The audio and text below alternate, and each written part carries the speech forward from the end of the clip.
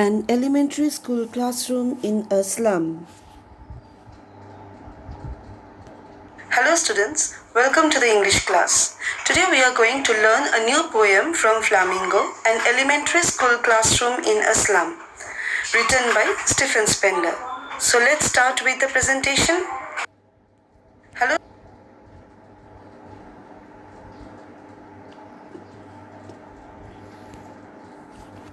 Stephen Spender.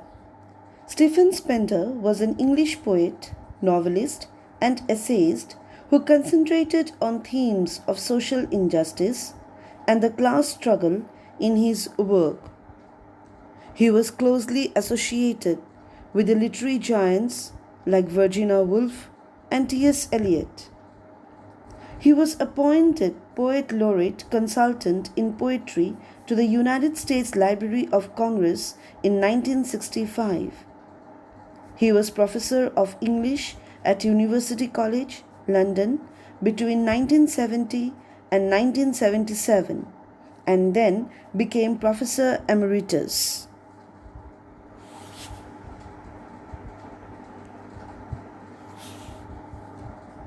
Stephen Spender took a keen interest in politics and declared himself to be a socialist and pacifist.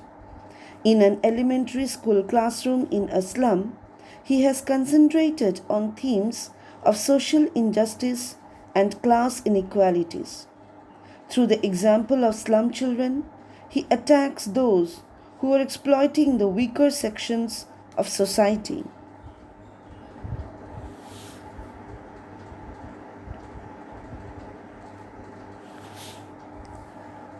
The poem is composed of 4 stanzas.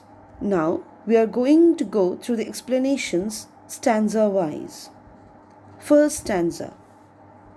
Far, far from gusty waves, these children's faces, like rootless weeds, the hair torn round their pallor. The tall girl with her weighed down head, the paper-seaming boy with rat's eyes, the stunted unlucky heir of twisted bones, reciting a father's gnarled disease, his lesson from his desk. At back of the dim class, one unnoted, sweet and young, his eyes live in a dream of squirrel's game in tree room other than this. The poet here describes the pathetic and miserable condition of the children sitting in a classroom in a slum school. They are far away from the beautiful sights of nature. They look weak and hungry. Their unkempt hair looks like rootless weeds on their pale faces.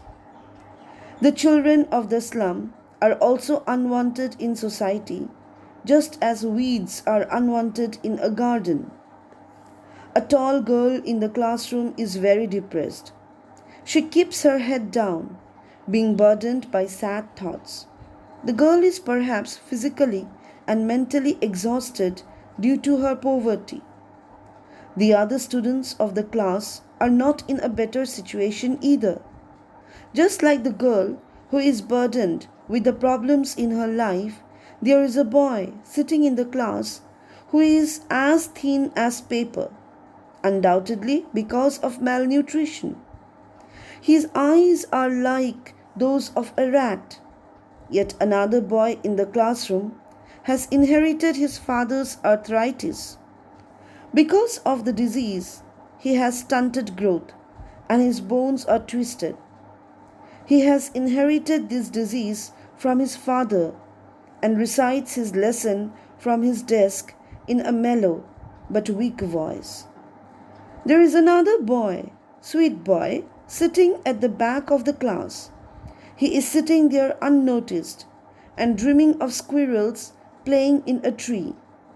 The dull and monotonous atmosphere in the classroom is perhaps unable to arrest his attention.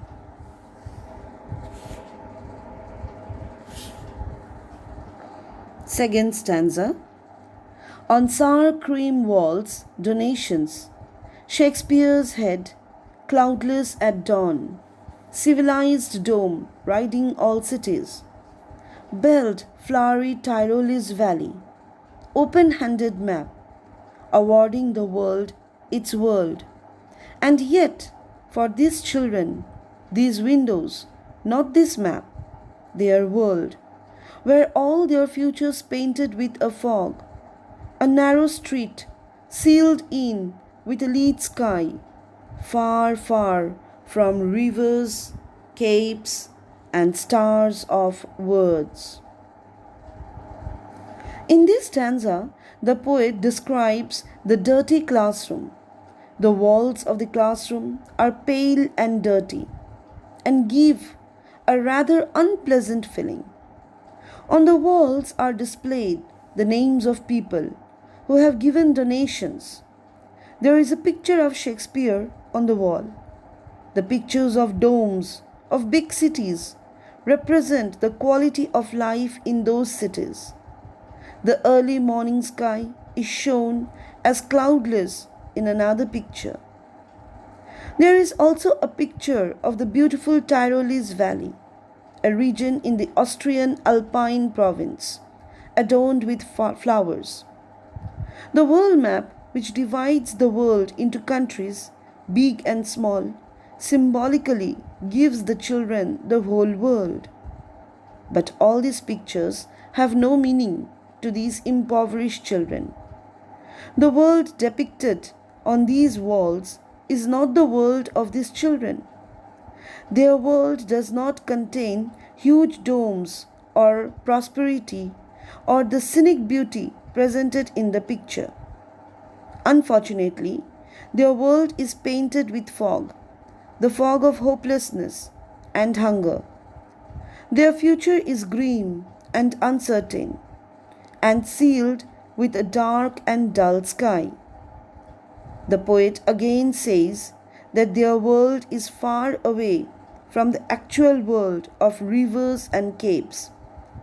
These things are like stars in the sky, which they cannot touch.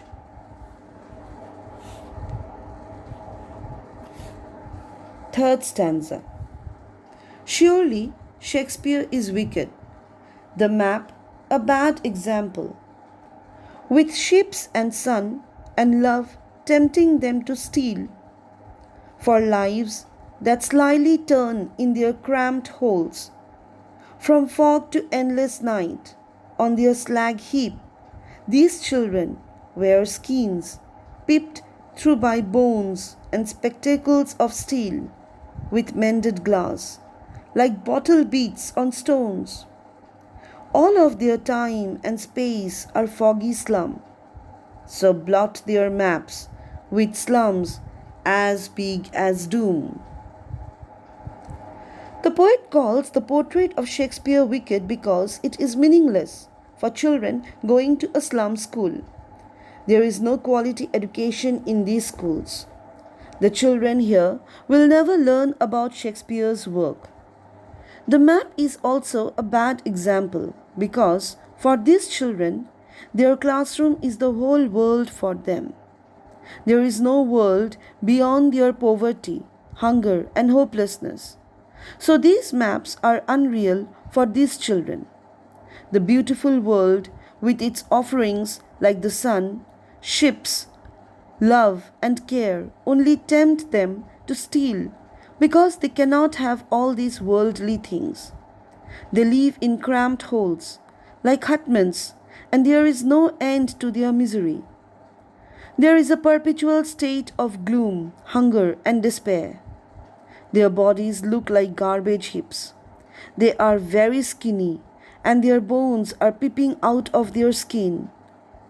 The state of poverty is intensified by the fact that the glasses which these children wear are cracked and look like broken pieces of a bottle. All of their life is being destroyed here in the slum. The slum is like a blot as big as doom on the maps of these children, that is, the lives of these children. Fourth stanza. Unless governor, inspector, visitor. This map becomes their window, and these windows that shut upon their lives like catacombs.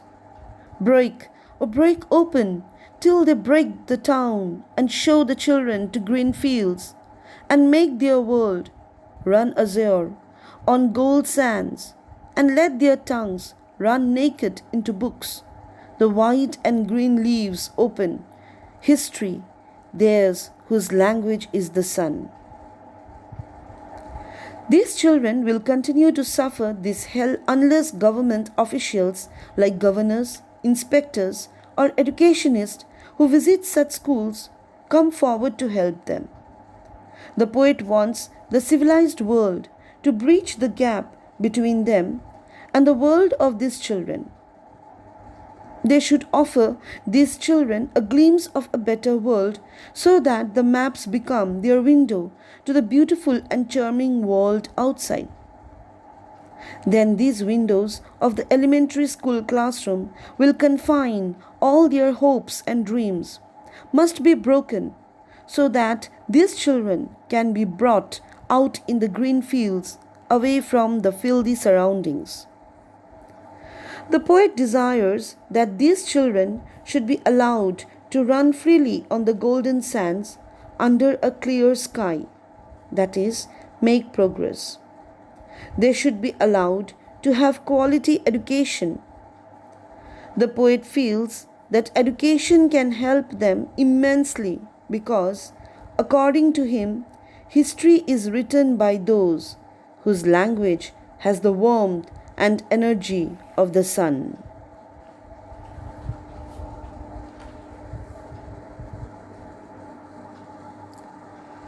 The tone of the poem is rather somber and profound, mainly because the poet is trying to express a rather serious problem that affects our society at large.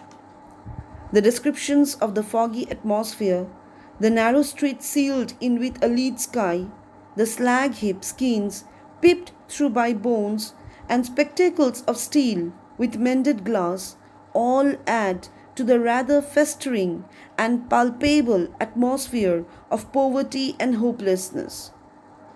The image of the slag heap, bottle beats on stones, creates a rather overwhelming sense of hopelessness that can be linked to the dehumanization of the society.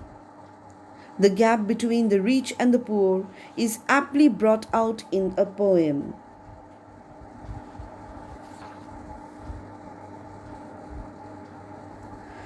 The poet has used several poetic devices in the poem to bring out his theme of social injustice and class inequalities. There are metaphors like gusty waves, futures painted with a fog, sealed in with a lead sky, stars of words, from fog to endless night, where skins peeped through by bones, let their tongues run naked into books, whose language is the sun. Then there are simile, like rootless weeds, like bottle beats on stones, windows that shut upon their lives like catacombs. Next, the poet has used imagery like weighed down.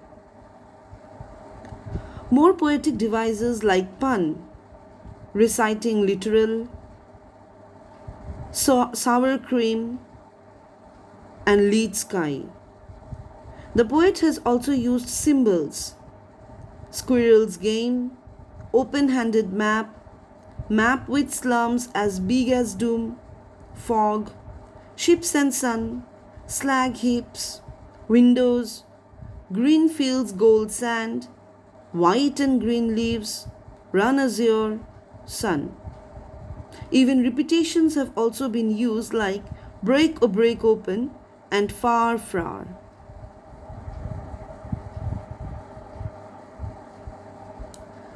Here I have provided some glossary of some difficult words, the meaning. You may all go through it.